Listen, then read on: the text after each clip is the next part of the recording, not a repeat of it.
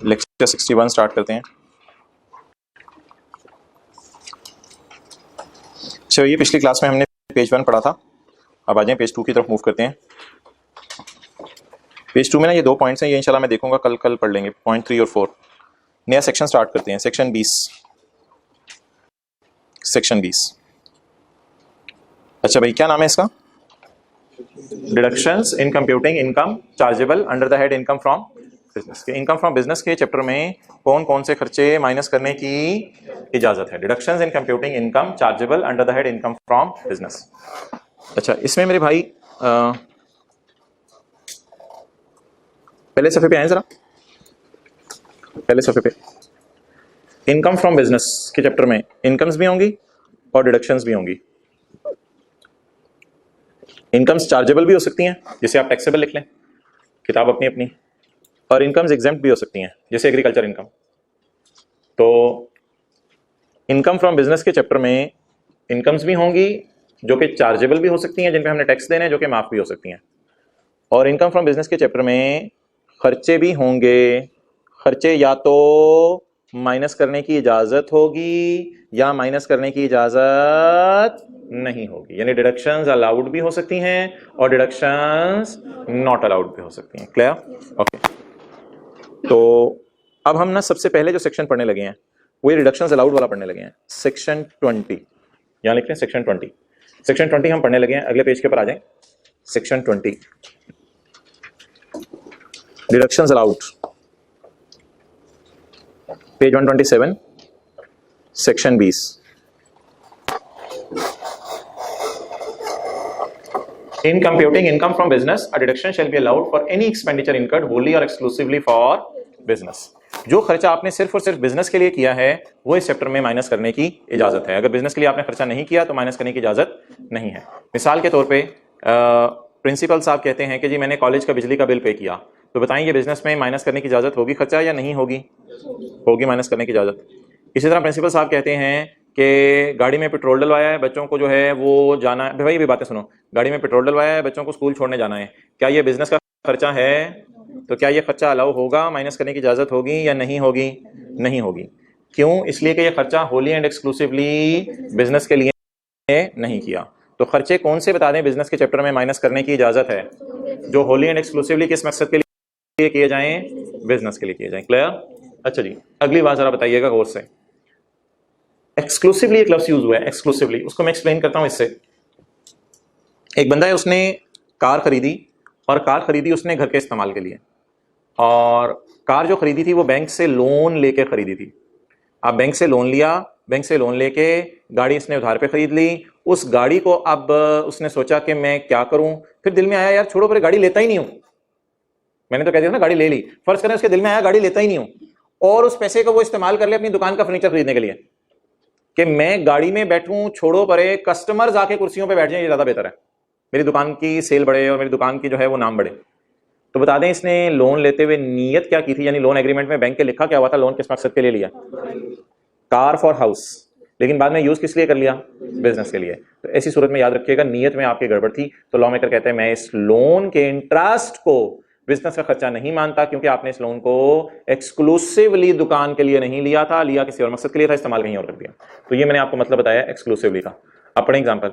Mister Amjad has obtained a loan from a bank for the purpose of purchasing a new car for personal use. उसने तो घर में इस्तेमाल करनी थी, however he used the loan for the purpose of purchasing some furniture for his shop. लेकिन उसने सोचा कि मैं अपनी दुकान के लिए क्या खरीद लूं? Furniture. He cannot claim the deduction। इसका क्या मतलब है? He cannot claim the deduction। वो खर्चा माइनस नहीं कर सकता। क्लेम क्या मतलब होता है? क्लेम, कभी आप गए हो मोबाइल का वारंटी क्लेम लेने, सुना है लफ्ज क्लेम? वारंटी क्लेम कर दो, दुकानदार के पास गए हो, मैं ये क्लेम कर रहा हूं तुमने मुझे गलत चीज दी है, तो क्लेम होता है टैक्स वालों से जाकर रिक्वेस्ट करना कि मैं ये खर्चा क्लेम कर रहा हूं। लेकिन अब आप क्लेम ही नहीं शायद कर सकते, ही कैनॉट क्लेम।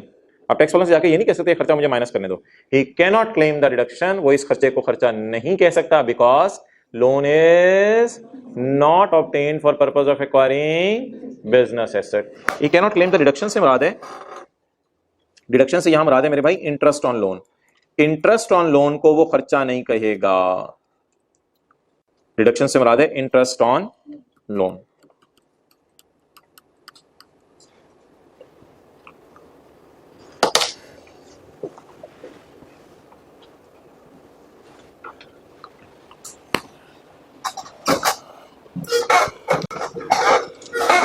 अच्छा जी, आगे आ जाए सबसेक्शन 1A।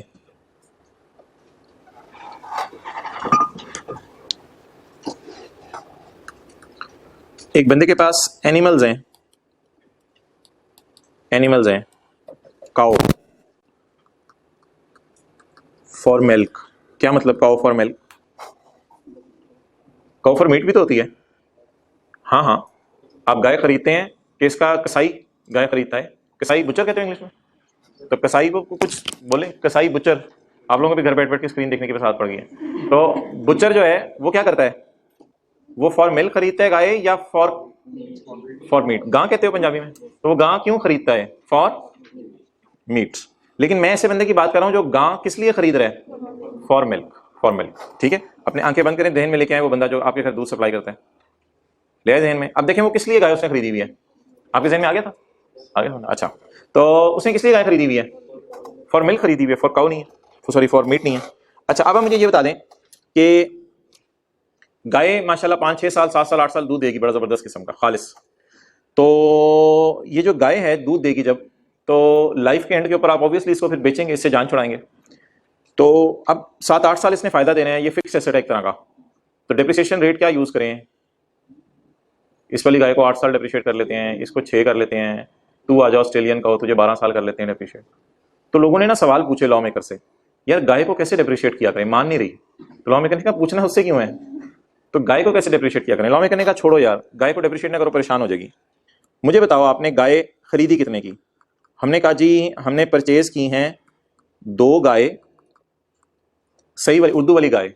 हमने परचेज की हैं 2 गाय, रुपीज कर लो 50,000 की, रुपीज 50,000 की। तो ₹1,00,000 का हमारा आउटफ्लो हुआ। 3 साल गुजरने के बाद गाय बीमार हो गई, कोई मसला हो गया, कहती है मेरा मूड नहीं दूध देने का। तो आपने सोचा उस गाय को क्या कर दें? बेच दें। तो परचेज की हुई गाय आपने 3 साल बाद सेल कर दी। वही 2 ना, वही 2 गायें आपने बेच दी। फर्ज करें आपने बेची 20,000 रुपए के एतबार से, 20,000 रुपए के एतबार से आपने गाय बेच दी। अच्छा, अब आप बताएं आपका इनफ्लो कितना हुआ है? 40,000 गाय बेच के। और गाय खरीदने के लिए आपका आउटफ्लो कितना हुआ था? भाई हम गाय खरीद के 3 साल आगे जाके बेच भी चुके, आप क्यों लेट हो गए? अच्छा चलें, तो बताएं आपका इनफ्लो कितना हुआ है? 40,000। और आउटफ्लो कितना हुआ है? 1,00,000। मुझे बता दें आपकी शक्ल बन जाएगी? खुशी वाली, गम वाली? गम वाली। कितना नुकसान आया? प्लीज कैलकुलेटर ना पकड़िएगा। कितना नुकसान आया? 60,000।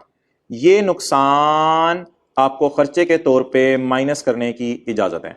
यानी कि आपने जानवरों को डिप्रिशिएट नहीं करना, आप ये देख लें खरीदा कितने का, बेचा कितने का, दोनों का जो डिफरेंस आया वो आपका नुकसान होगा। नुकसान को आप खर्चा बना लें, लॉस बना लें, जो मर्जी नाम रख दें इसका, तो नुकसान को आप रिकॉर्ड कर लें। अब इसे नोट करने की मेरा नहीं ख्याल जरूरत है, मैं लेफ्ट साइड पे डब्बा पढ़ता हूं तो उसमें आई होप बात क्लियर हो जाएगी। ऐसे नोट जो करने की जरूरत होगी मैं खुद बताऊंगा जी। हाँ बिल्कुल, यही मैं बताने लगा हूँ। जिन सालों के अंदर वो इस्तेमाल होती रही उन सालों में कुछ नहीं होगा, बस लॉ जैसे है उसी तरह पढ़ना पड़ेगा, हम क्या करें अब। तो डिप्रिशिएट नहीं करना इसको। Mister Kashif is in the business of selling fresh milk, दूध बेचता है। तो 2 of the cows in the river are not producing milk, 2 गाय जो हैं वो मिल्क प्रोड्यूस नहीं कर रही। एज पर द एक्सपेक्टेशन लिख लें इसको, शायद किताब में एरर है। As per the expectation, expectation के मुताबिक वो मिल्क प्रोड्यूस नहीं करी। So he has decided to sell these cows, आगे लिख लें, इन टैक्स ईयर 2021, सवाल को बेहतर बनाने के लिए। So he has decided to sell these cows in tax year 2021। तो हमने सोचा टैक्स ईयर 2021 में गाय नंबर 1 गाय नंबर 2 तेरे से जान छुड़ाते हैं। The consideration received by him is 20,000 पर काउ। 20,000 रुपए की एक गाय बेची तो 2 गाय 40,000 की बेची। 3 years back he had purchased them for 50,000। 3 साल पहले उन्होंने कितने की खरीदी थी? 50,000 पर काउ।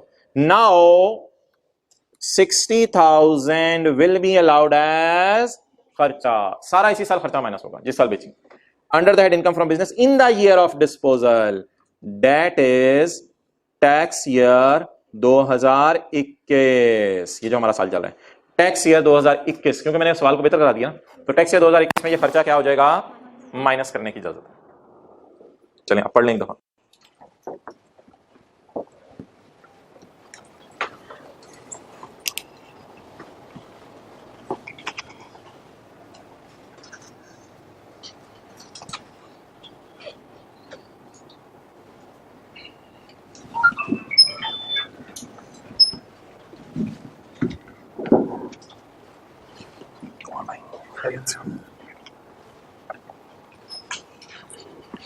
मोबाइल्स क्लास में साथ साथ घर में यूज करते थे। अच्छा अच्छा चलो कर लो। ओके चलें जी आगे पढ़ें सबसेक्शन 1A। Subsection 1A। फिर मैसेज करें किसी को, बुलाएं जरा ऑफिस बॉय को। इफ अ पर्सन यूजेस जानवर फॉर बिजनेस, अगर एक बंदा जानवर इस्तेमाल कर रहा है फॉर बिजनेस, इसको ब्रैकेट में ले लें। नॉट एज स्टॉक, स्टॉक के तौर पे यूज नहीं कर रहा, यानी कि इसने स्टॉक क्या होता है, रख के बेचना, इसलिए यूज नहीं कर रहा। यानी फॉर मीट यूज नहीं कर रहा, फॉर मिल्क यूज कर रहा है। नॉट एज स्टॉक, स्टॉक के तौर पे यूज नहीं कर रहा, यानी कि फिर किस पर्पस के लिए यूज कर रहा है, for milk.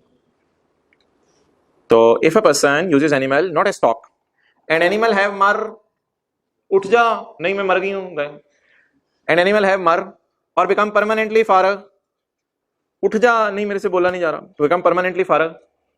The sale proceed, sale proceed कितनी आई है, 40,000। 20,000 की एक गाय बेची है ना, 2 गाय, ये सी चला, ये वाला तो 40,000 सेल प्रोसीड। सेल प्रोसीड के नीचे लिखे 40,000। Then sale proceed on disposal of car है। ओए भाई इंजाम इधर देख, कार बेच दी, डिस्पोजल ऑफ कार, कार और गाड़ी के अंदर जो केसेस थे वो भी साथ, कार बेच दी। कार केसेस क्या होता है, ढांचा। अच्छा then sale proceed on disposal of ढांचा, या हो सकता है ढांचा ना हो, वो एनिमल जिंदा हो, बेहोश हो, हमने उसे बेच दिया हो। तो then sale proceed on disposal of ढांचा या जिंदा, less actual cost. Actual cost क्या है, 1 lakh, less actual cost of animal will be allowed as deduction. क्या कोई गाय बता सकता है, इंग्लिश वाला जीजू भाई, क्या कोई गाय बता सकता है कि कितनी डिडक्शन अलाउ होगी, 60,000 की डिडक्शन अलाउ हो जाएगी। क्लियर। तो 40,000 में लाख वाली चीज बेच दी, 60,000 का गम हुआ, गाय भी चली गई, जाते हुए गम भी दे गई, यही जिंदगी है। ओके सवाल दिन में आ रहा है, पूछो पूछो पूछो। गेन होता तो इनकम में ऐड कर लें।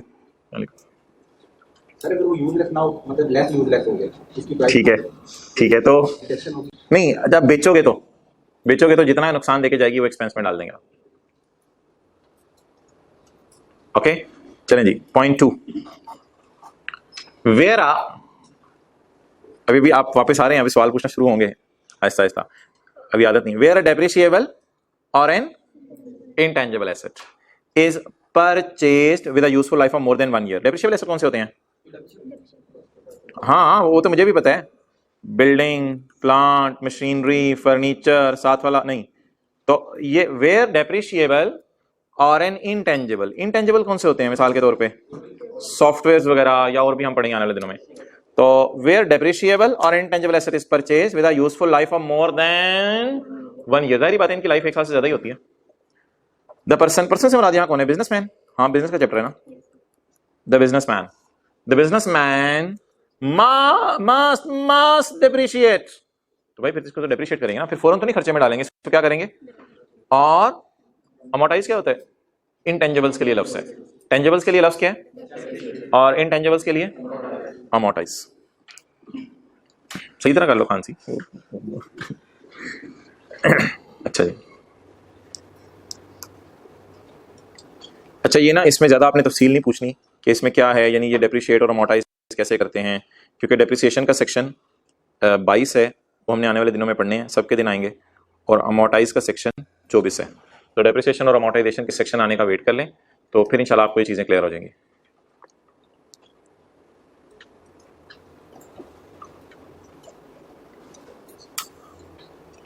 सबसेक्शन 3,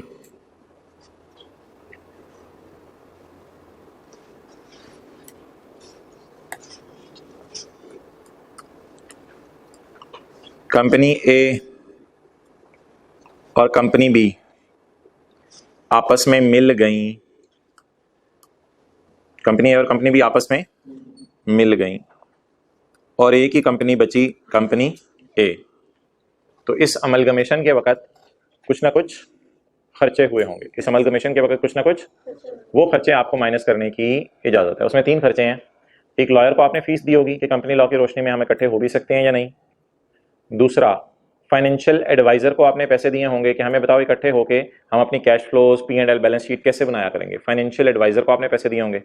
और तीसरा, कोई एडमिनिस्ट्रेशन कॉस्ट होगी, कोई सफ़े वगैरह आपने लेटर पैड शायद चेंज किए हों, और कोई हो सकता है कि बिजनेस नाम भी अपना चेंज कर लेते हैं, तो शायद अपने अपना नाम बदला हो, तो एडमिनिस्ट्रेशन के जो भी खर्चे मोटे मोटे हुए, तो ये 3 किस्म के खर्चे होंगे अमलगमेट होने पे। ठीक है, जैसे शादी होती है, शादी पे खर्चे होते हैं, तो जब कंपनीज मिलती हैं तो उसके भी मिलने के आपस में खर्चे होते हैं। वो जो खर्चे हैं वो माइनस करने की इजाजत है। न्यूमेरिकल्स में तो ये नहीं आएगा ना, क्योंकि कंपनीज के न्यूमेरिकल हमारे सिलेबस में नहीं है, लेकिन अगर कंपनीज आपस में अमलगमेट हो जाएं तो बहुत बड़ा बेनिफिट है कि अमलगमेट होने के वक्त के खर्चे माइनस करने की इजाजत है। तो इधर ही आ जाए, बस नोट क्या करना। A deduction will be allowed for any expense incurred by an amalgamated company. Amalgamated company वो बड़ी वाली कंपनी होती है जो असल में छोटी वाली कंपनी को अपने अंदर अमलगमेट कर रही हो। A deduction will be allowed for any expense incurred by an amalgamated company on, बता दें ये खर्चे बता दें कौन कौन से होते हैं। लीगल खर्चे, financial advisory services and other admin cost. Other admin cost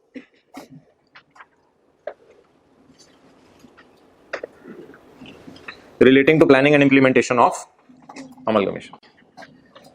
amalgamation के दौरान, 2 कंपनीज के मिलने के दौरान जो भी मोटे मोटे खर्चे हुए वो सारे माइनस करने की इजाजत है। चलें जी, अब बड़े आपने फ्रेश माइंड से बैठना है। अब हमारा वो सेक्शन शुरू हो रहा है जिसमें से न्यूमेरिकल आता है। Section 21, reductions not allowed. ये सेक्शन आपको एक दफा दिखाया हुआ है, को याद है? आप बेड पे या सोफे पे अपने घर में बैठे हुए थे, या कारपेट पे नीचे चारपाई पे बाहर, तो वहां पे ये सेक्शन एक दफा दिखाया था और उससे कहा था बिजनेस के चैप्टर में हम एक सेक्शन पढ़ेंगे 3-4 सफ़ों का, जहां बताया होगा कि कौन कौन से खर्चे माइनस करने की इजाजत नहीं है। तो उन खर्चों की एक पूरी लिस्ट होगी जो जो खर्चे माइनस करने की इजाजत नहीं है। और आपको ये भी बताया था कि ये जो खर्चे यहाँ माइनस करने की इजाजत नहीं है, इससे मिलता जुलता खर्चा अगर आप किसी और हेड में कर लें तो वहां भी माइनस करने की इजाजत नहीं है। तो ये डिडक्शंस नॉट अलाउड बड़ा हमारा मेन सेक्शन है। इसकी तरफ मूव करते हैं। इसमें एक छोटी सी डायग्राम है, वो आप बना लें, फिर मैं इसको एक्सप्लेन करता हूं। पहले एक दफा देख लें। टैक्सेस बिजनेसमैन जो पे करता है आमतौर पे, उसमें एक टैक्स होता है, बोलें इनकम टैक्स। इनकम टैक्स किस पे पे किया जाता है? बिजनेस प्रॉफिट्स पे। ठीक है, इधर नीचे मत पड़े अभी। इसके अलावा बिजनेसमैन कुछ और टैक्सेस भी पे करते हैं। जैसे बिजनेसमैन अगर अर्बन एरिया में, शहर के अंदर उसकी दुकान है, तो अपनी प्रॉपर्टी पे टैक्स पे करेगा। जो दुकान की प्रॉपर्टी 3-4-5 मरले की है, ज्यादा मरले की होगी तो ज्यादा टैक्स पे करेगा, प्रॉपर्टी टैक्स पे करेगा। इसके अलावा बिजनेसमैन जो एक और टैक्स पे करता है, that is token tax. Businessman के पास, आपको पता है, अक्सर गाड़ियां होती हैं, तो गाड़ियों का साल बाद हुकूमत के खजाने में जाकर टोकन टैक्स जमा कराना होता है। तो ये भी एक टैक्स है, कार की इंजन कैपेसिटी की बेस पे बिजनेसमैन पे करता है। इसी तरह अगर बिजनेसमैन कोई ट्रेडर ना हो बल्कि सीए फर्म हो, तो सीए फर्म है मिसाल के तौर पे केपीएमजी, या सीए फर्म है फर्गूसन, तो वो आई कैप को एक प्रोफेशनल फीस पे करते हैं। कि जिस तरह आप लोग एक फीस पे करते हैं ना आई कैप को साल बाद, वो एग्जाम फी नहीं होती, सब्सक्रिप्शन के नाम से। तो इसी तरह कभी कभी ऐसा भी होता है कि जब सीए फर्म्स जाती हैं और आई कैप के पास अपने आप को रजिस्टर करवाती हैं, तो आई कैप कहता है यार सालाना आप हमें प्रोफेशनल फीस पे करो। इसे प्रोफेशनल टैक्स भी कहते हैं। तो ये जो टैक्सेस हैं, इनको नोट करने से पहले बात समझ लें। अगर आप इनकम टैक्स की बात करें तो वो माइनस करने की इजाजत नहीं है। अगर इसके अलावा आप कोई और टैक्स पे कर रहे हैं, बिजनेसमैन कोई भी टैक्स पे कर रहा है, तो वो माइनस करने की इजाजत है। अभी इसकी तफसील मैं बाद में बताता हूं, नोट कर लें यहां तक।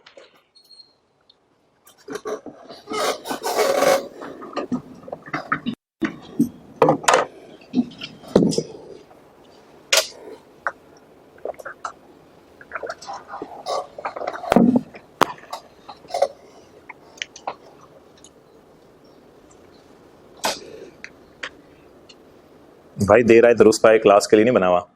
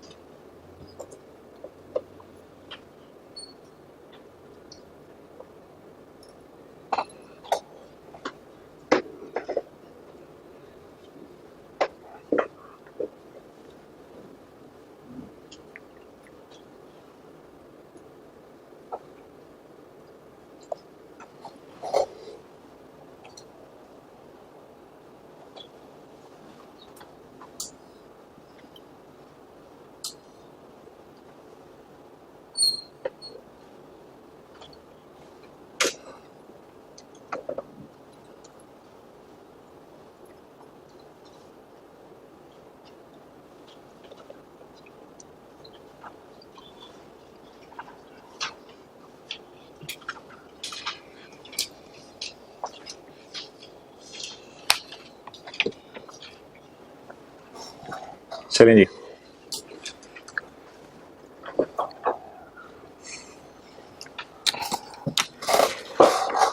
अच्छा भाई, सबसे पहले सेक्शन 21 में ये सवाल होगा कि एक बिजनेसमैन डिफरेंट टैक्सेस पे करता है, वो टैक्सेस हैं कौन से और क्या वो खर्चे के तौर पे अलाउड हैं या नॉट अलाउड।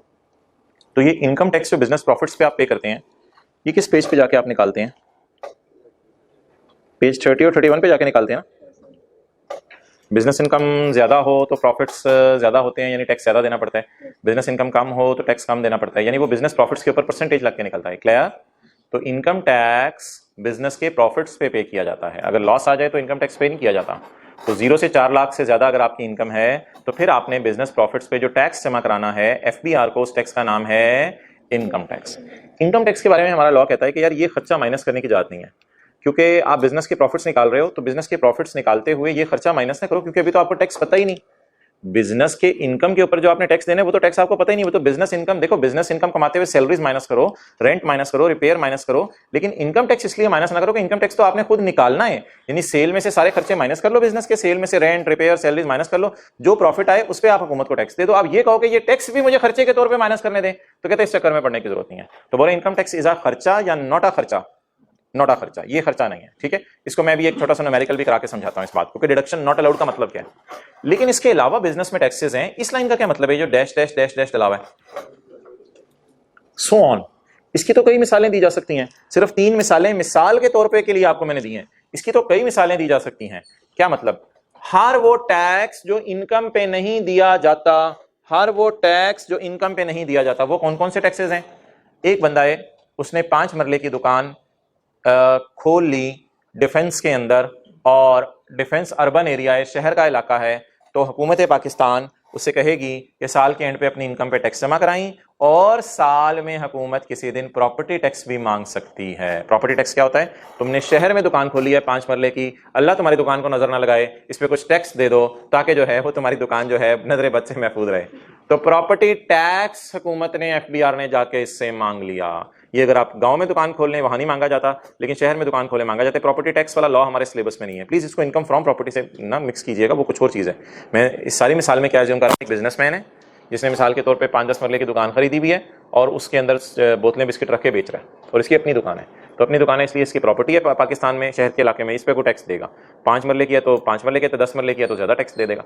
लेकिन बिजनेस प्रॉफिट्स पे डिपेंडेंट नहीं होगी कि बिजनेस प्रॉफिट्स आए ना है, बिजनेस में चाहे लॉस भी आ जाए, ये वाला टैक्स इसने जमा कराना ही कराना है, क्योंकि 5 मरले की दुकान है, इसकी तो ये टैक्स जमा कराना ही कराना है। सिमिलरली डिलीवरी वैन जिसने बाय की हुई है ताकि लोगों के घरों में, लोगों की दहलीज पे जाके जो है वो सामान डिलीवर करे, तो ये जो इसने डिलीवरी वैन खरीदी हुई है उसका कोई टोकन टैक्स साल के बाद जमा कराना पड़ता होगा। बड़ी वैगन होगी तो इंजन कैपेसिटी ज्यादा होगी, छोटी दी, ये भी बिजनेस का नॉर्मल सा खर्चा है टैक्सेस, तो ये आपको अलाउड हो जाएगा, माइनस करने की जात है। इसी तरह कोई सीए फर्म है, उसने कोई प्रोफेशनल टैक्स आई को जमा करवाया, तो ये भी माइनस करने की इजाजत है। तो सारे टैक्सेस माइनस करने की इजाजत है सिवाय उस टैक्स के जो बिजनेस प्रॉफिट्स पे दिया जाता है, उस टैक्स का क्या नाम है? Income tax. अच्छा, इसमें ये कोई जरूरी नहीं है कि आप इनकम टैक्स पाकिस्तान में दें। इनकम टैक्स आप पाकिस्तान में भी दे सकते हैं और फॉरेन कंट्री में भी दे सकते हैं। आपके बिजनेस पूरी दुनिया पे फैले हुए हैं, इनकम टैक्स जरूरी नहीं आप पाकिस्तान में दें, आप इनकम टैक्स फॉरेन कंट्री में भी दे सकते हैं। और याद रखिएगा, ये जो फॉरेन कंट्री में आप टैक्स पे करते हैं ना, फॉरेन कंट्री में जो आप टैक्स पे करते हैं, ये बिजनेस का खर्चा नहीं होता। ये मैं अभी आपको बताता हूं ये क्या है। ये बिजनेस का खर्चा नहीं होता जो फॉरेन कंट्री में आप टैक्स पे करते हैं। बहरहाल पाकिस्तान में टैक्स पे करें या बाहर के मुल्क में टैक्स पे करें, टैक्स एक्सपेंस के तौर पे माइनस करने की इजाजत नहीं है। फॉरेन टैक्स क्या होता है? फॉरेन कंट्री में जो आप पे करें इनकम टैक्स, फॉरेन कंट्री में इनकम टैक्स, फॉरेन कंट्री में इनकम टैक्स क्या होता है ये आपको बताने लगा हूं चैप्टर 6 की तरह। ये देखें, इसका पेज 73 था, पेज 73। ये इसमें बिजनेस एथोपिया में करे थे हम, तो इस पे टैक्स पे किया था 40,000, और एथोपिया की बिजनेस इनकम थी 5 लाख। तो ये जो याद आ रहा है थोड़ा थोड़ा थोड़ा थोड़ा, कैपिटल गेन चाइना में था और बिजनेस एथोपिया में, ठीक है। तो ये जो बिजनेस इनकम हमने कमाई थी एथोपिया में 5 लाख की, इस पे जो एथोपियन गवर्नमेंट को टैक्स पे किया था, ये कौन सा टैक्स था? It was income tax. Business income पे टैक्स पे किया था, इट वाज इनकम टैक्स। तो ये फॉरेन टैक्स पेड था, वो ये वाला फॉरेन टैक्स पेड था जो मैंने फॉरेन कंट्री में पे किया। ये खर्चे के तौर पे माइनस करने की इजाजत नहीं है। इसका मैं देखता हूं क्या किया था। बोलना आप लोगों ने है कोई नहीं, मुझे ही बोलना पड़ेगा सारा। इस 40,000 का मैं देखता हूँ क्या किया था। इस 40,000 को पकड़ा था हमने, और 40,000 को पकड़ के हम ले गए थे यहाँ, ज्यादा नीचे ले गए थे, हम ले गए थे यहाँ, और जाके इसका फॉरेन टैक्स क्रेडिट दिया था। याद है कि बाहर के मुल्क में तुम 40,000 टैक्स पे कर आए हो तो तुम्हें लोअर ऑफ करके फॉरेन टैक्स क्रेडिट मिलेगा। तो बता दें जो बाहर के मुल्क में हम टैक्स पे करके आते हैं, इसका क्या करते हैं, ये बिजनेस का खर्चा होता है या टैक्स में से माफ करते हैं? टैक्स में से माफ करते हैं। क्लियर होगी ये बात? कितने लोगों को याद आई है ये बात? अच्छा, कितने लोगों को याद नहीं आई? तो ये एक सफा खोल के बेशक देख लीजिएगा घर जाके। तो फॉरेन टैक्स अगर आप पे करें तो उसका तो क्या माफ होता है? Foreign tax credit. तो याद रखिएगा जो इनकम टैक्स है वो चाहे आप पाकिस्तान में पे करें चाहे बाहर के मुल्क में पे करें, ये बिजनेस का खर्चा बोलें नहीं है। अच्छा, अब एक एग्जांपल मैं देता हूं जिससे आपको ये बात वाज़ेह हो जाएगी कि सेक्शन का मकसद क्या है। सेक्शन 21 का, एक बिजनेसमैन है, कहते हैं मेरी सेल है 500 और मैंने सैलरीज पे की हैं 200 और मैंने कोई गाड़ियों का सैलरीज है मेरी 200 और गाड़ियों का मेरा टोकन टैक्स बनता है, टोकन टैक्स मैंने कोई पे किया है, salaries paid, token tax paid कोई 50। ये बिजनेसमैन है, बिजनेसमैन का प्रॉफिट लॉस है। और साथ मैंने इनकम टैक्स जो कैलकुलेट किया है पेज 30-31 पे जाके, वो बनता है 10। तो कहते हैं मेरा न्यूमेरिकल सॉल्व कर दो। तो ऑब्वियसली ये सैलरीज नॉर्मल खर्चा है बिजनेस का, ये अलाउड होंगी, ये भी सेल में से माइनस करने की इजाजत है, अलाउड होंगी, ये सेल में से माइनस करने की इजाजत नहीं है। तो ये जो आपको डिसीजन ट्री बताया था, आई होप अब आपको ये बात समझ आ गई होगी कि अलाउड का मतलब क्या है और नॉट अलाउड का मतलब क्या है। आंसर, सेल 500 लेस, इसमें से क्या क्या माइनस करने की इजाजत है? 200 माइनस कर दें, 50 माइनस कर दें, बस 10 नॉट अलाउड, माइनस करने की इजाजत नहीं है। घर में आप वॉइस स्लो कर सकते थे, इधर नहीं कर सकते। अच्छा बोले 500 माइनस 200 माइनस 50, 250। नोट कर लें साथ वाले की बुक।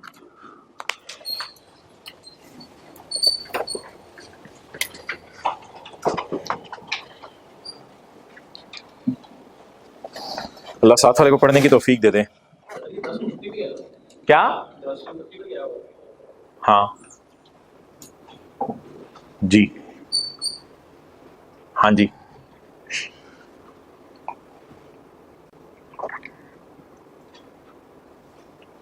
फिर मैंने भी 6-7 महीने बाद इतने बच्चे क्लास में बैठे देखे तो हैरान भी हो रहा हूँ, परेशान। अच्छा, इसको जरा इसके बाद बात, रिकॉर्डिंग जरा ऑफ हो जाए, बात सुनूंगा आपकी।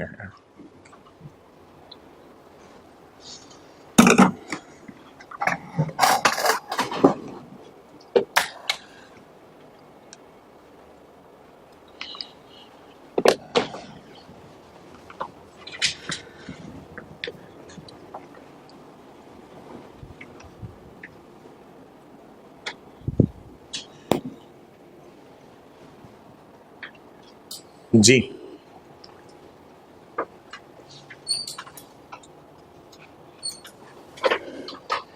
क्लियर?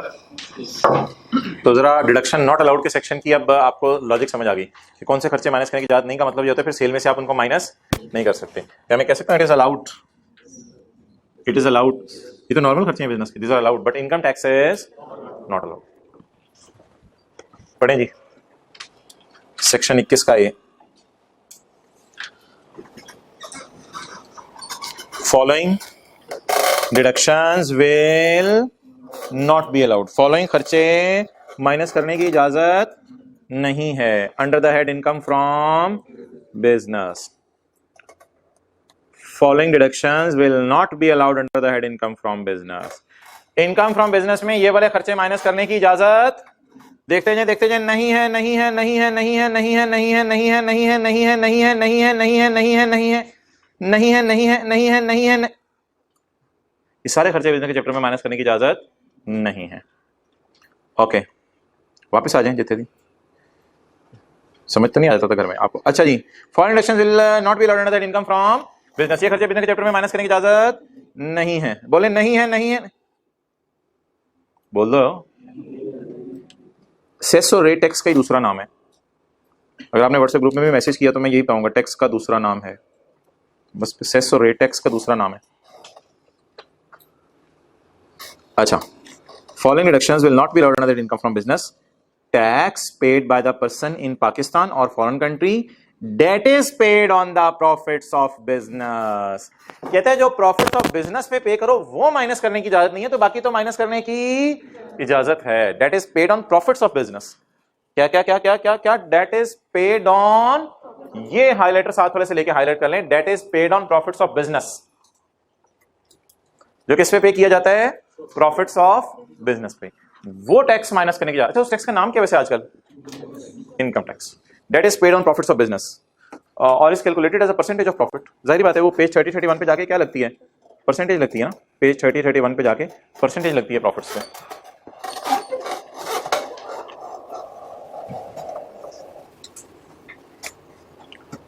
अच्छा वैसे अगर होता ना अच्छा और शरीफ मासूम टैक्स वो लॉ मेकर, पता क्या लिखता?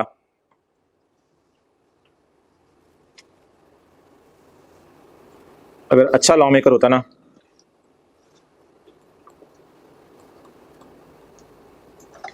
ओ कीबोर्ड नहीं टच किया हुआ इधर, कीबोर्ड किधर है? ये पड़ा। आप देख लें कैसे अटैच होते हैं। मीनवाइल बाकी बच्चे याद करें जो पिछला वाला पॉइंट है।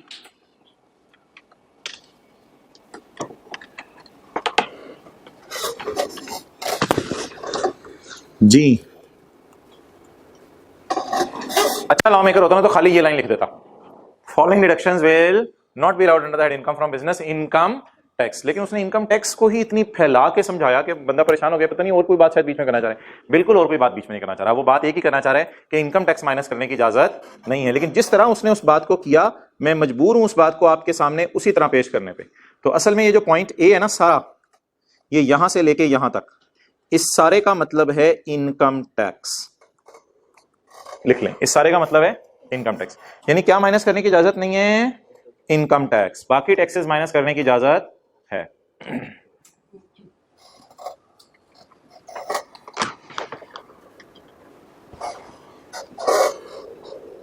ओके,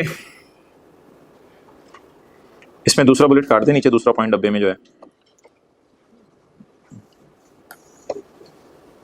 अच्छा जी, it means Pakistan income tax and foreign income tax is not allowed. खाली इनकम टैक्स, बाकी टैक्सेस आर अलाउड। चलें जी अगले सफे पे आ जाएं। पॉइंट बी काट दें, सिरे से काट ही दें। पॉइंट सी, पॉइंट सी कल पढ़ेंगे, अभी इसकी एग्जांपल सिर्फ कर लेते हैं। चलें जी, आई होप आपके पास नई बुक्स हैं। J dot has provided the following data relating to his business. ये जुनैद जमशेद की दुकान ने आपको डाटा दिया है अपने बिजनेस का। Provide the following data relating to his business. कितने बजे चली थी बस? 10:30। अच्छा भाई, जे डॉट के बिजनेस ने आपको ये डाटा प्रोवाइड किया है। कहते हैं सेल है 5,000 की। 5,000 की है या 5 मिलियन की है? 5 में एक सूट नहीं बेचा, काफी सारे सूट्स बेचे हैं। तो ये सेल किसकी होगी? Sale of suits, perfume etcetera, जो जो दुकान पे उधर बिकता है। तो उसने कहा जी मेरे बिजनेस की सेल है 5,000 या 5 million. Purchase of raw material, ये क्या होगा? कपड़े के थान, कपड़े के थान, तो कपड़े के थान इसका रॉ मटेरियल होगा। Clear? Purchase of raw material. Salaries क्या होंगी? सैलरीज मुलाजमीन एम्प्लॉइज को जो तनख्वाह दी होगी। अच्छा, उसके बाद रेंट एक्सपेंस क्या होगा? अच्छा, ये 3-4 दुकानें आपको पता है जो जे डॉट की हैं, ये बिलावल की हैं, पता है आप लोगों को? ये बिलावल भाई उसको उनको ओन कर रहे हैं और इन्होंने जुनैद जमशेद को किस पे दी हुई है? किराए पे दी हुई है। तो ये जुनैद जमशेद भाई उनको फिर क्या पे करते हैं? किराया पे करते हैं। तो रेंट एक्सपेंस, तो जाहिर बात है सारी दुकानें जे डॉट की अपनी तो नहीं होंगी, कुछ किराए पे भी ली होंगी। तो जो उसका दुकान का असल ओनर होगा उस बिल्डिंग का, तो उसको हम किराया पे कर रहे होंगे। हमारे लिए तो खर्चा होगा ना, हमारे बिजनेस के लिए तो खर्चा होगा। ये क्या? Price awarded to customers for sale promotion. नहीं, कमीशन नहीं, वैसे ही प्राइस अवॉर्ड कर दिए कस्टमर्स को फॉर सेल प्रमोशन। तो नई नई नई कोई ब्रांच खुली, वहां पे कुछ मुफ्त परफ्यूम बांट दिया या और कुछ कर दिया। Price award to customer for sale promotion. तो ये सारे क्या हैं? ये सारे क्या हैं? जे डॉट के बिजनेस के लिए एक्सपेंसेस। अच्छा, एज्यूमिंग कि आपको कोई परफ्यूम नहीं बांटे, ये पैसे बांटे हैं फर्ज करो, तो ये सारी क्या हैं? पेमेंट्स है ना। तो जुनेद जमशेद की दुकान के जो ओनर हैं वो किस किस को पेमेंट्स कर रहे हैं?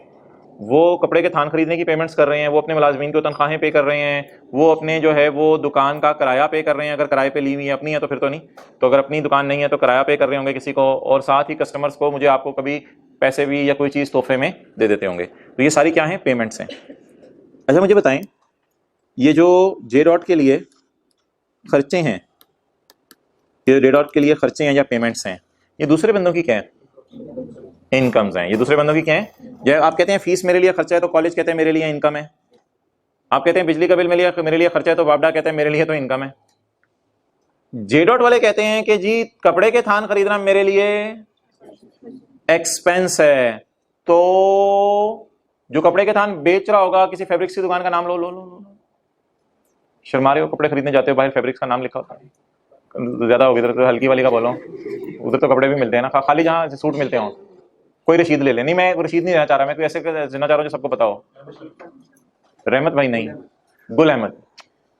चलो, तो सितारा फैब्रिक्स याद कर लो ना, आपका ना मेरा, सितारा फैब्रिक्स।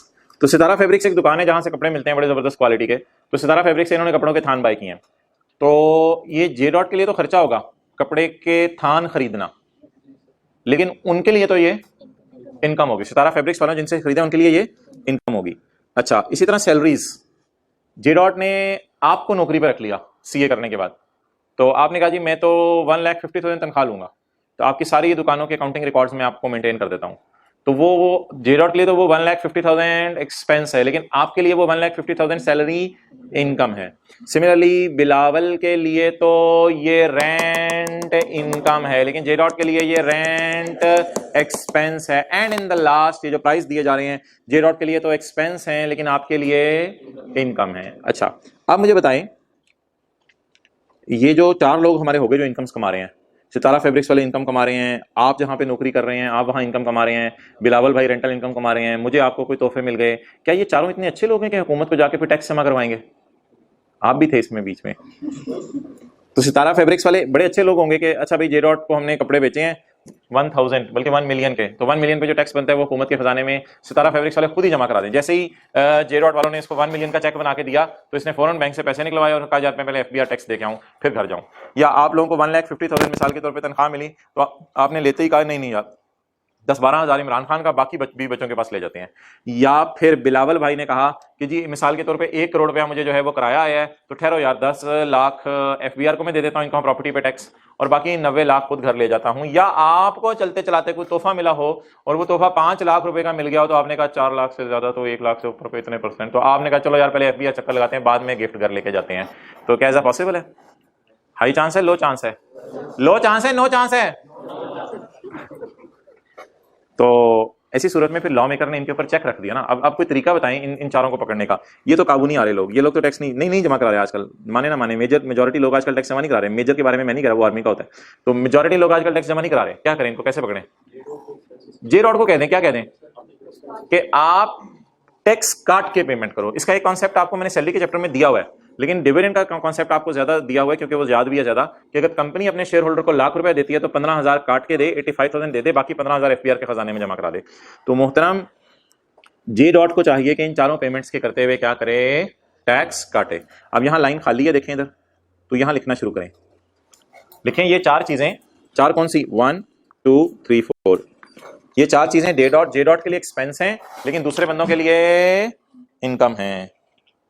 ये चार चीजें जे डॉट वालों के लिए एक्सपेंस हैं, लेकिन दूसरे बंदों के लिए इनकम है।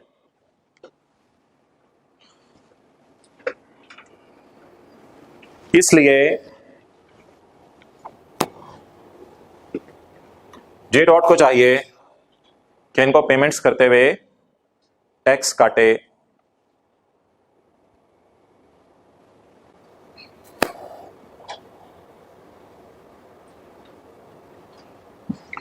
इसलिए जेरॉड को चाहिए इनको पेमेंट्स करते हुए टैक्स काटे। अच्छा, टैक्स काटे किस बुनियाद पे, किन रेट्स पे टैक्स काटे और क्या करें, ये लकीली हमारे सिलेबस में नहीं है, क्योंकि इस पे सेक्शन 153 है, ये सेक्शन 149 है, ये सेक्शन 155 है मेरे ख्याल से। इस तरह कुछ सेक्शंस हैं जो हमारे सिलेबस में नहीं है। टैक्स काटने का तरीका हमारे सिलेबस में नहीं है। हमारे सिलेबस में सिर्फ एक टैक्स काटने का तरीका है, वो डिविडेंड वाला है कि डिविडेंड अगर आप किसी को लाख रुपए दें तो 15,000 टैक्स काट के 85,000 दे। इधर भी टैक्स काटने के ना बड़े डिफरेंट रूल्स हैं, तो वो रूल्स हम आने वाले दिनों में पढ़ेंगे जी। बल्कि हाँ नहीं, सीए फाइनल में यहाँ पढ़ेंगे ये। हाँ, नहीं, ये जनरल रूल है। ये अब हम बिजनेस के चैप्टर के एतबार से चीजें पढ़े ना, तो सैलरी के चैप्टर में हमने ये पढ़ा था कि हम कहीं नौकर हैं तो हमारा एम्प्लॉयर टैक्स काटता था। आज तो हम एम्प्लॉयर, वो हमारे बिजनेस, आज तो हमारा लेवल चेक करो, हम खुद बिजनेस, आज तो हम खुद बिजनेसमैन बन गए हैं। जब हम, एक मिनट पूरी बात करें दो, जब हम खुद बिजनेसमैन बन गए हैं ना, तो फिर ऐसी सूरत के अंदर हमारे हाथों से तो हजारों किस्म की पेमेंट्स जारी होंगी डेली। तो जो हजारों किस्म की, हद तक कोई बंदा एसी रिपेयर का कॉन्ट्रैक्ट किसी से हमने पकड़ा होगा 10 लाख रुपए का, राइस वालों ने किसी से 10 लाख एसी कॉन्ट्रैक्ट का पकड़ा होगा कि यार ये एसी आपने गुलबर्ग गार्डन टाउन की रिपेयर कर दिया करने, पूरे साल का 10 लाख ले लो। तो वो बंदा भी ऐसा होगा कि अब राइस वाले अगर उसे 10 लाख पूरा दे दें तो उसने तो गायब हो जाना है। तो इसलिए हुकूमत ने ये पकड़ने के रूल लगाए हुए हैं कि बिजनेसमैन के हाथों से दिन में बहुत सी पेमेंट्स जाती हैं और वो अगलों के लिए क्या होती हैं, इसलिए बिजनेसमैन को चाहिए उन पर टैक्स काट ले।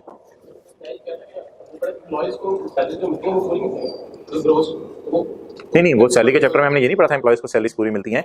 वो हमने कॉन्सेप्ट सैलरी के चैप्टर में पढ़ा था कि एम्प्लॉयर कभी कभी एम्प्लॉय की सैलरी पे टैक्स खुद दे देता है। वो एक लाइन लिखी हुई थी, वो लाइन क्या थी, उसमें लिखा हुआ था कि tax is borne by employer. तो वो फिर और सिनेरियो है, उसमें तो हमने वो स्टेप 3 वाली वर्किंग की थी। लेकिन अगर पेपर में नॉर्मल तो सवालों में क्या होता था, टैक्स डिडक्ट हुआ सैलरी से। अक्सर न्यूमेरिकल स्टैंड पे लिखा होता था एम्प्लॉय की सैलरी से टैक्स डिडक्ट हुआ, वो हम एंड पे उसको माइनस कर देते थे। तो इसलिए इस वक्त उस साइड पे ना जाएं। फिलहाल आप बिजनेसमैन के जूते पहने, अपने जूते उतारें, बिजनेसमैन के जूते पहने और बिजनेसमैन के जूते पहन के बताएं बिजनेसमैन ने साल में कई पेमेंट्स, तो ये जो पेमेंट्स करनी होती हैं, पेमेंट्स में मुनासिब क्या है कि बिजनेसमैन क्या काट के करे, टैक्स काट के करे। अगर टैक्स काट के पेमेंट्स नहीं करेगा तो बिजनेसमैन के लिए ये खतरे की बात है। अब देखते हैं यार इस साल हुआ क्या। J dot has not withheld the tax on purchase amounting to 7 lakh. Purchase कितने की है, 1 मिलियन की। 1 मिलियन में से ये देखो ना, परचेज है 1 मिलियन की, 1 मिलियन में से 7 लाख के ऊपर इसने टैक्स नहीं काटा। यानी कि सितारा फैब्रिक्स वालों को जो पैसे दिए होंगे उसमें कुछ पे तो टैक्स काट लिया, 7 लाख पे टैक्स काटना भूल गया, जो भी मसले जानबूझ के टैक्स नहीं काटा। तो परचेज में मुझे बताएं किस पे टैक्स नहीं काटा, टैक्स नॉट बोले डिडक्टेड ऑन 1 मिलियन या ऑन 7 लाख। 7 लाख। आगे बढ़े, further no tax was deducted on payment of rent and prizes. Rent और प्राइजेस के ऊपर भी टैक्स नहीं काटा, तो rent no tax deducted at all, सिरे से ही नहीं काटा। और प्राइजेस में भी no tax deducted at all. तो मेरे ख्याल से हमें सेफ अजम्पशन लेनी चाहिए कि टैक्सेस डिडक्टेड, सैलरीज पे इसने टैक्स काटा होगा। तो आप मुझे बता दें खुशी की खबर क्या है, किस चीज पे टैक्स काटा है और किस पे नहीं काटा। सैलरीज पे तो टैक्स काटा है, रेंट और प्राइस पे करते हुए तो सिरे से ही टैक्स नहीं काटा। यानी बिलावल भाई आए और कहा जी मुझे 10 लाख रुपए दे दो किराया, तो उसने 10 लाख रुपए किराया पकड़ा दिया, ये ले माइलेज है, सिरे से ही टैक्स नहीं काटा। मैं आप गए, हमें तोहफा देना था कोई, ये पकड़ो यार आपका तोहफा जाओ। लेकिन परचेजेस में थोड़ा सा डिफरेंट सा सिनेरियो है। परचेजेस में 10 लाख की परचेजेस की हैं, 7 लाख पे टैक्स काट लिया, बाकी 3 लाख पे काटना भूल गया होगा। नोट कर लेंगे, वैसे तो नीचे नोट हुआ है डेडलाइन में, लेकिन if you want you can. अब हमने देखना है सेल में से क्या क्या माइनस हो सकता है। फिलहाल तो हमारे अकाउंटिंग के सर ने सारी चीजें माइनस करा दी होंगी ना। ये किसके वाला प्रॉफिट एंड लॉस है जो इंट्रो की क्लास में आप बनाते थे, ये हाँ अकाउंटिंग रूल्स वाला। तो ये आपने अकाउंटिंग की क्लास में तो टीचर ने सारी चीजें माइनस करा दी होंगी, लेकिन टैक्स वाले इस पे उंगली उठाएंगे, एतराज करेंगे, कहेंगे सारे खर्चे माइनस करने की इजाजत नहीं है। अच्छा, परचेजेस को पहले छोड़ें, बाकी चीजों की बात करते हैं।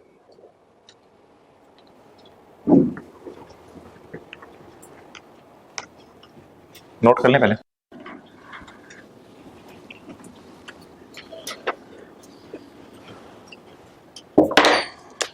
ले आओ भाई इधर। हाँ जी, सेल बोले, चलिए मैं देख लेता हूं, अब रहने दें।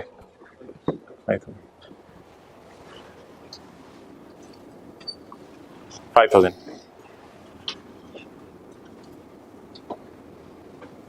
परचेजेस हैं और क्या है,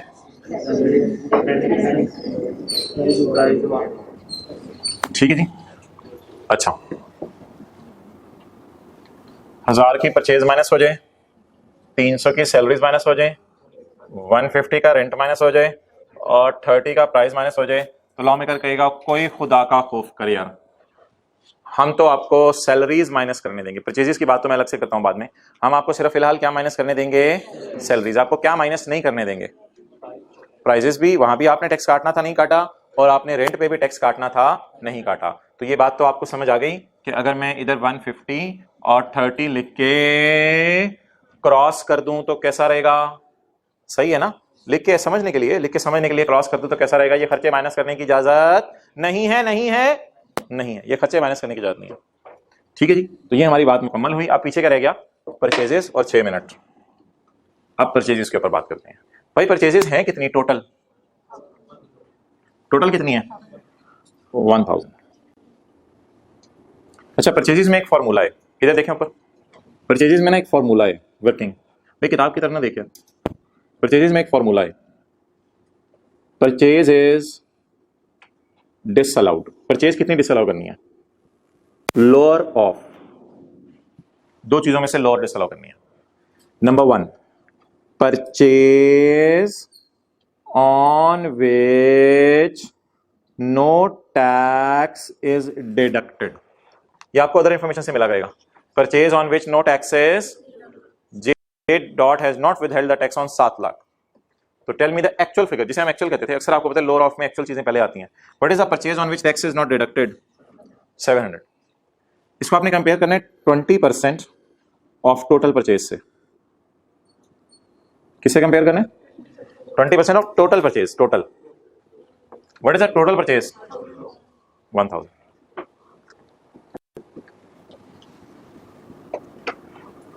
जी कितना आ गया, what is lower, 200, and lower is 200।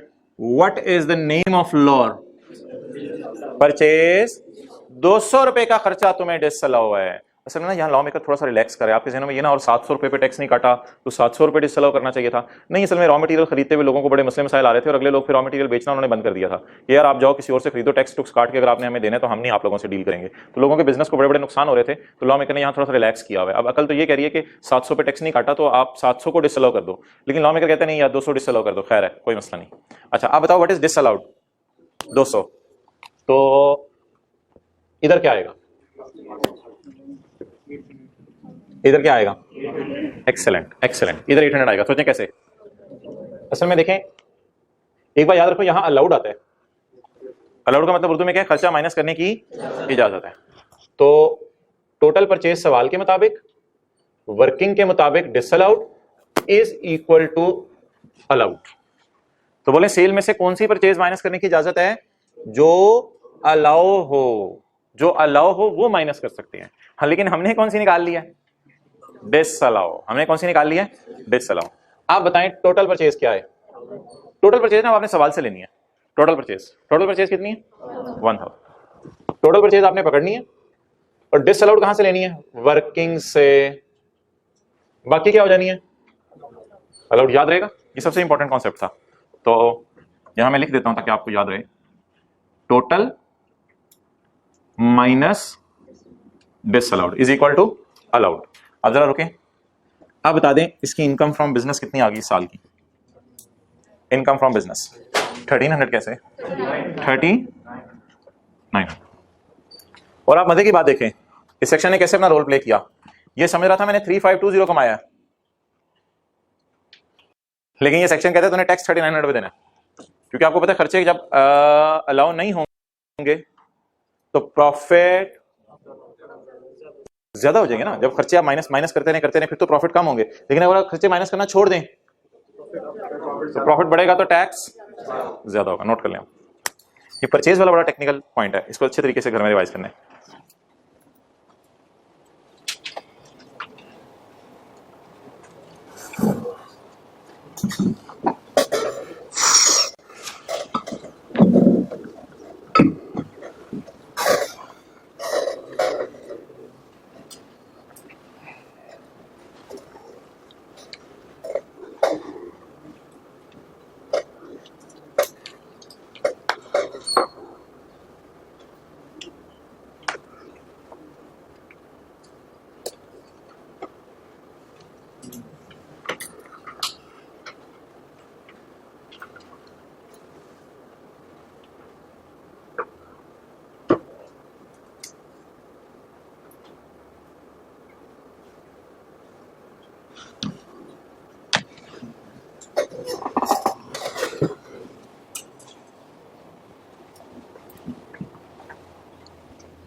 Ji, purchase को कैसे डील करना है?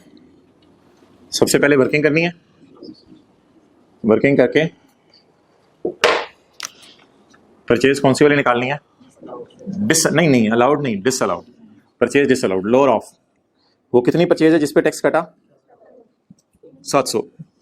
1000 में 20%। इनमें से लोअर क्या है? डिसअलाउ। टोटल कितना था? उसमें से डिसअलाउ कितना हुआ? तो अलाउ 800। तो अब ये असल में तो रुपीज इन 1000 है ना, तो अब अगर आप पेज 31 पे देखना चाहेंगे तो 3900,000 पे ये टैक्स देगा। He is only earning income from business. ठीक है, क्लोज करो। सलाम।